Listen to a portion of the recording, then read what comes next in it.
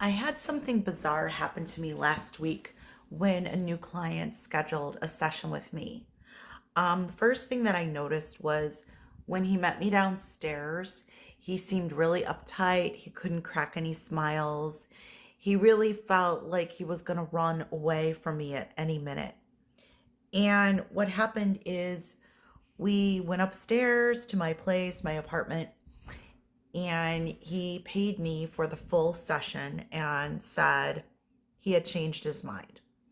And I kind of wish I had honored his wishes because he did pay me for the entire session.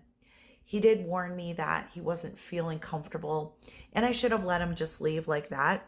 But I felt really bad for him. And I said, well, let me just give you a 20-minute session. After all, he had paid me for a full hour.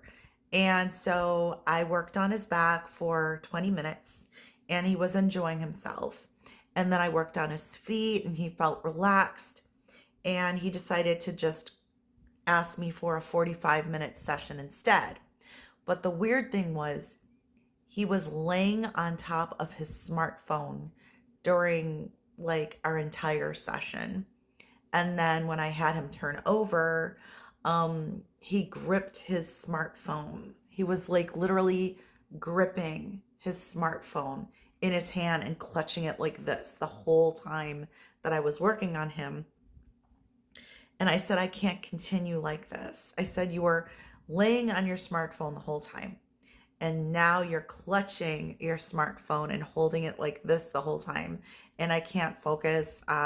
This isn't the kind of session that I can legitimately do anymore. So he got dressed and I wished him the best. And I said, well, don't be discouraged because I'm sure you can find someone to meet your needs that you feel more comfortable with. Because he had been talking about potentially scheduling a session for him and his wife. But based on his actions with me, obviously he said that he's not comfortable because I'm a stranger. This is a different environment for him.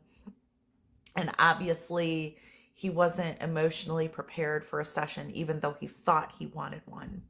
And so I said, well, don't be discouraged. I mean, there's always going to be other people in the future that I'm sure you can connect with. And he's like, no, this is never going to happen again.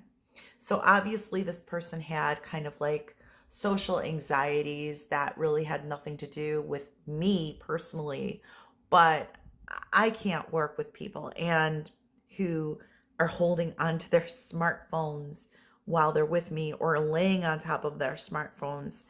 That's kind of strange.